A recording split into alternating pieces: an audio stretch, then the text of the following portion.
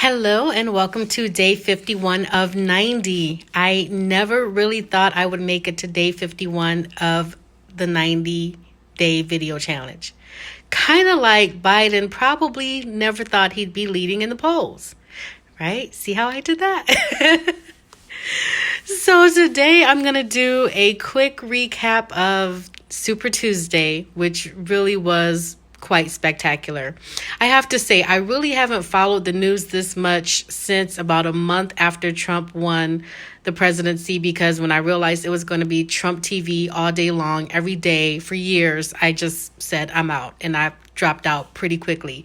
So I went from being addicted to politics to not really watching politics at all, to now being back into politics because we have something else to talk about other than Trump TV, which is really ridiculous, especially when he's saying stupid stuff like, oh, why don't we just give the people that have coronavirus the flu vaccine and that'll fix it? Like, seriously, he said that to a scientist. I can only imagine what was going through the scientist's mind at the time. And of course, you can't say anything because you have to respect the office. So he was just pretty much like, no, Mr. President, that won't work. So anyway, talking about Super Tuesday, it turned out a lot better than I expected. And I'm glad for that, because I was really afraid that Bloomberg's plot was going to work, because he'd been sending money to urban areas, to different cities for the past 3 years, essentially trying to buy off mayors. And I saw a lot of crazy endorsements coming in that just really had my head spinning. And I was just like, you cannot be serious. And so that's when I did the research, and I posted the article a couple weeks ago, how this has been a long venture for him, just trying to buy votes. And that's why I think he was never that concerned with the first 4 or 5 states that had caucuses, because he expected to come out big on Super Tuesday. And then he has all this money to throw away. Like, he spent reportedly $700 million just on TV ads alone. That's not including staff that he's paid for through November, private flights, all of that stuff. Just on media ads, he spent $700 million. And you see his ads all over Facebook, all over social media, all over the news. I really was getting fearful that his plan was going to work. And in the end, he conquered American Samoa. So he spends $700 million just to conquer American Samoa. So whatever his plan was, it didn't really quite pan out. And I still don't really know why he was in the race. I don't know if he really believed that he could win, or if he was just trying to knock Warren out, because you can see that she didn't make the 15% in hardly any state, or if he was trying to just steal votes from Bernie. I don't really know what the behind the scenes is, because honestly, I'm not that great at chess. So I know that there was some kind of plot behind the scenes. I don't really think it was for him to actually become president, but I don't know. I really still feel like him and Trump are in cahoots for something, and I just don't know what the cahoots is. But 2 billionaires hanging out. He's obviously not a Democrat. So whatever their behind-the-scenes discussion is, I don't know. But he's got $1 billion or so to burn, and probably thought this was fun. That's their sick idea of a game, and here we have it. But anyway, whatever it was, I don't think it worked. So at least not for him to advance on to the next week. So he's dropped out, which is great. Now we come to, Klobuchar. She ended up picking up like a delegate, which was interesting. I never liked her in the debates because you never could hear her. Like, she was literally like this little kid trying to be heard over all the adults. And I just felt like she was pointless on the debate stage. And if you can't debate, you're not going to get very far in any kind of campaign. But she must be quite powerful, because she got all her people like night before Super Tuesday to come out and vote for Biden. Like, he had never even stepped in that state. He had never even spent money in Minnesota, but here he wins it convincingly. And it was just like, she went on the radio, she had ads, she whatever, in the like 24 hours, she like drops out and gets all her people to get behind him, and it like miraculously happened. I have no idea what actually happened with Joe on Super Tuesday. Never, never, never seen any kind of comeback like that. And I think it's safe to say that regardless of what politics looks like, it's forever changed from before Trump to now. Anything can happen on any given Tuesday or any given caucus, because that was just crazy how all of a sudden the tide just kind of turned in his favor.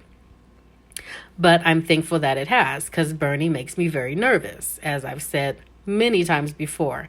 So we have Biden looking like a front runner, or at least tying for first. I don't even know if the California results are out yet. So I don't know what that end result is. But I'm happy that Biden seems to be coming through if it's not going to be Warren. But of course, I really do wish it was still Warren. Now, as far as she's concerned, one, and I said this years ago, she should have run against Hillary the first time, or it should have been Warren instead of Hillary the first time. That was her moment. She probably would have won, and I'm sure she kicked herself after the fact, especially when Hillary didn't win. So I don't know. I just kind of think her moment had passed. When she jumped in this time, I was kind of excited, but not really overly excited, because we are just in such a different time than we were in 2008. So I think she missed her moment. She got some momentum after that debate right before the Nevada caucus, but it wasn't enough because we had early voted and the majority of the votes came in during early voting. So whatever boost she got from the debate, it wasn't enough. And I thought maybe that little surge would carry her forward into Super Tuesday, and she just felt miserably. I don't think I've seen a crash and burn that bad in quite a while. Not with the front runner or somebody who should have been a front runner. She has great ideals. She has a great record. She really does care. She really is educated. She really does have the country's best interest at heart, but for some reason she just doesn't resonate with people. I don't know what it is. Probably sexism. It's like you want her to be a little softer, but then if she's too soft, it's weak. But then if she's too abrupt or too in your face, then she's too much for a woman. But if a man has that same kind of comes across in that same way, then it's fine for a man. It could be all those things. She's not going to give you warm and fuzzies. She's not going to sit there and coddle you. She walks and acts with a sense of urgency, because a lot of the things we are facing are very urgent, but people just don't seem to take it from her. And I don't know. She's just not resonating with the people, and that's sad. Now, I am praying that she stays in the race anyway, partially selfishly, because I'm a delegate for Warren. I want to go to the convention. I want to see what happens. I want to try to make it to the next level. I'm like, she needs to just stay in the race. But even more than that, if this is your last hurrah, ride it out to the end. Why not? What the heck else do you have to lose? If you get the supporters, if you've got money in the bank to burn, go ahead and burn it. This is your moment, because she can never run again. Like, this is it. Her moment had passed in 2008. It's really gone now, but you're here now. Might as well just ride it out to the end. That's how I would feel. But I get a lot of people are saying, go ahead, let's get this to a 2-person race. Everybody else needs to drop out, whatever. That's a personal decision. It's, this is like the Olympics, essentially. This is the Olympics of politics.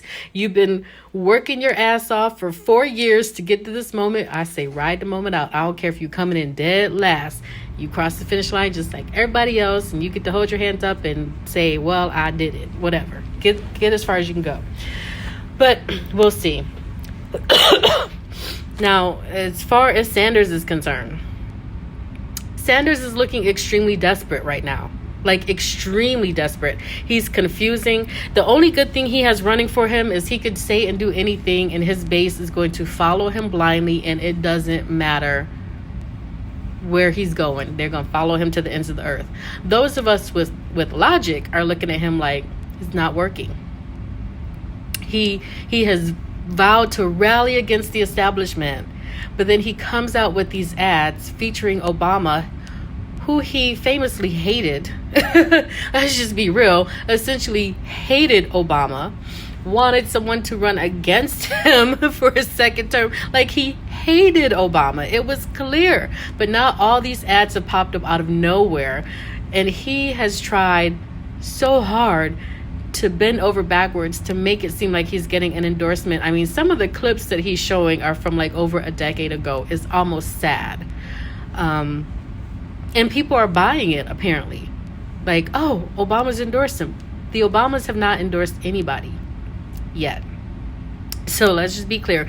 And yes, everybody has used a clip or two of Obama in their ads. Yes, that is the case. It's kind of fair game. If the president says something good about you, yes, you obviously want to use it. But he has bent over backwards to make like full 1-minute ads acting like there is an endorsement here. And it's just like, first of all, this is the establishment that you said you hate, the establishment that you're trying to overturn, and this is the man you hate. So now you realize, oh, well, people actually like Obama. Let me try to throw him in an ad. It looks really desperate. I'm glad that he's feeling his own burn and realizing that you don't get a shoo-in, just like everybody else was like, oh, Hillary acted so entitled, like she was a shoo-in to the presidency. Nobody's a shoo-in. Okay, Bernie, that means you too. You're not a shoo-in either. You're gonna have to work a little harder because the facade is starting to go away. And people are realizing, I don't know if I feel so comfortable with him. I don't know if I even believe him. People are starting to question his record now. People are really just starting to take note. Like, maybe this isn't the guy. I've never believed this is a guy. He's like second to last on my list. Thankfully, Bloomberg is eliminated, so now I don't have to worry about him. So I can really say Bernie Sanders is last on my list. And I would be really, really nervous having him as a president. The only saving grace in that, okay, well, that would be bad to say, but depending on who his vice president is, I would be able to rest in that because, Bernie just had a heart attack. He's getting a little elderly. I don't even know if he could take the pressures of a presidency for a full 1 term, much less 2. So I'll just leave it at that. But I'm glad that people are starting to open their eyes and really question, like, is this who we want? Nope, not really who we want. Okay, let's shift our weight and put it behind somebody else. 2 more Super Tuesdays left. Anything can happen. If you are in states that are coming up, let me see. I'm torn between my advice. I like voting on the day of the actual primary because a lot of things happen leading up to the primaries. Just like here in Nevada, that debate where Warren came out very strong, people changed their mind, but had you already voted, you didn't have the benefit of waiting till after the debate or after ads or after, whatever may change your mind. People don't have the benefit of the up to the minute actions and then walking into the poll on primary day and picking who they feel best about at that moment. However, seeing what happened in Houston and knowing that it's going to happen in more states to come, there is always a concerted effort to suppress the black vote. Always. So you've got not just Texas, but you have a whole lot of states where you've had a huge population increase over the past 4 years. Yet they are reducing the number of polling stations because if you don't early vote, if you do wait to the day of the primary, you have to go to the one that is closest to your residence. You have to go to your dedicated polling place. If you early vote, you can go anywhere in the county, which means you can drive leisurely up to the suburbs, wait in line for 2 minutes, cast your vote, and be done with it. If you wait till the day of, and you're in one of these spots where it's not a lot of polling places, you could be waiting for hours. I always tell people, pack your patience, be dedicated, give yourself the day. And if it doesn't take the whole day, great. You've bought some time, but give yourself the day. Download some movies on Netflix. Have a portable charger in your bag. Don't drink too many fluids so you don't have to get out of line to go to the bathroom. Like, you have to have a game plan if you're going to the polls in an urban area on primary day, because they are trying to make it difficult for you to vote so that you give up and just go home. So you have to go with your own sense of urgency, with your own sense of importance, and say, my voice is going to be heard no matter what, no matter how long I have to stand here. And I hate to tell people that because I know that gets frustrating. I live a lifestyle where I'm like used to waiting around for a long time, so it means nothing to me to like pick up my phone and just start watching movies. But people that have to be moving, or they want to get on with their next part of life or whatever, I get it. Like standing in line 4 or 5, 6 hours, nobody should have to do that, honestly. But just know that you might. So I'm torn. So at this point, I say now we're down to just really 2 candidates anyway. So you should have your mind made up at this point. So if you are diehard with, I know who I'm voting for, go ahead and early vote. If you're still on the fence about some things, I don't know the debate schedule. I don't know if any more debates or town halls are coming up. Watch CNN, watch MSNBC, check the dates. If you feel like there's something more that you might hear in a debate or a town hall or an interview, and that would be a deciding factor for you, then you have to wait until the primary day. But you have to know that you're going to need to pack your patience. You're going to have a game plan. Take some friends, take some church members, take some co-workers down there with you so that you're not standing there by yourself. Take some snacks. I love when people take their kids to the polls, but if you think somebody might be pulling a game and it's going to be hours, maybe you're not going to be able to take your kids on this particular day. But, just go and don't let anybody disenfranchise you of your vote. Like, stick it out till the very end. That's all I can say. We have 2 more Super Tuesdays coming up. Rest of the states are up to bat. It will be very interesting to see what happens. I know a lot of states have already started early voting. Take advantage of that if you can. But I'm a person that likes to go on the day. I like to know that my vote is counted. Sometimes I don't trust the system with early voting, especially if people are pulling out paper. I really don't trust that at all. So you have to make that personal decision for yourself. Obviously, it's a matter of convenience. It's a matter of, can you get the time off from work? So many other factors come into play for other people. I get that. But whatever it takes, just try to get your vote out, get your vote heard.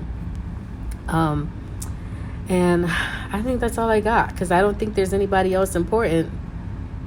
I mean, it's pretty much Biden and Sanders at this point. Sad to say. Like, I love Warren.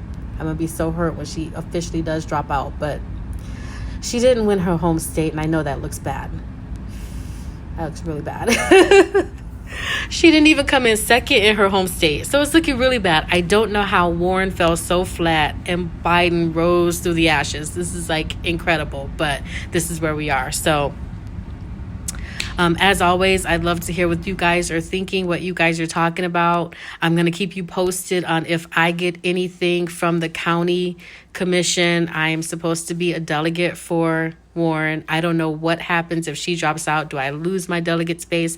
I'm thinking this is why candidates say I'm suspending my campaign rather than I am quitting altogether. Because when you suspend, technically, based on verbiage, it sounds like you have the ability to unsuspend or reestablish or reignite your campaign and maybe still get delegates if something flip-flops come national convention time. So I'm thinking I would still be able to go to the convention even if she pulls out, but I just don't even want it to be on the edge like that. Like, I just want her to hang in there, even if it's just for me. Because I'm sure Warren is somewhere thinking, all about me. But no, quite honestly, Warren is kicking herself because she knows in her heart she should have ran in 2008. And I don't know what those conversations were to get her to back down. Everybody told Hillary it was Hillary's moment. Yes, I was for Hillary at that time. Obviously, I moved over to vote for Obama, but I was initially with Hillary. However, it wasn't her time, and I just didn't realize how much Hillary was hated. And I really think that things would have been different had Warren just gone ahead and ran at that time. And now she's here and her moment is gone. So, oh well, Biden all the way. Please keep this momentum going. Okay, well, I'm not going to tell you who to vote for. So vote for whoever you want to. But I am encouraged to see Biden's momentum rising. And I hope it keeps going because Sanders truly does scare me. And honestly, so does his supporters. And I'm hearing a lot of feedback from people who are out and about trying to talk to to Bernie Sanders supporters, and it's like a wall goes up. I mean, it's like its own clique. And it's just as bad as Donald Trump's supporters. Seriously, like they are that diehard and that irrational. And we don't need either extreme. We don't need Trump pretending to be a Republican and he's got his regime in office. We don't need Bernie Sanders pretending to be a Democrat and whatever his plan is in office. I don't want to see either one of those extremes. We need somebody to bring us back to the middle and get us back on track before we are completely off the rails. So I'm with Biden all the way. I don't really care what anybody else says or thinks, but hopefully more people get on this bandwagon because we really are headed for a disaster. The Supreme Court just today heard an abortion case. And depending on what they decide, we could be well on the road to reversing abortions and making that harder for women to attain. I don't understand why Congress is so concerned with women's health and health care, like not making good decisions on our behalf, but just doing whatever they want to do. The judicial picks that Trump has put in office, who have lifelong appointments, who are hell-bent on giving harsher sentences to minorities and, hearing the cases that they want to hear and throwing out the rest or what have you. All of those things have lifelong implications long after Trump is gone. And these are the kinds of things that we need to get back on track. And Biden, of course, is a bit more sensible than either of the other two. So that's why I'm with Biden. So I see a couple of you watching. Thank you so much. Andrea, I haven't seen you in a long, long time. Hope you are well. Susan, they're in Dallas. Hope you guys are doing well. And Feline, I hope you're doing well. Give you guys a wave and hope you all voted in your respective cities. Feline, I don't think you're in a city that has voted yet, so I hope you will vote. And I will call it a night. I need to get my steps in because, as you know, if you saw the video a few days ago, I'm in this burn or burn challenge where I have to get my steps in or burn $100 at the end of the month. Definitely not trying to set fire to my money. So off I go to get my steps in. Hope you guys have a great night. Bye.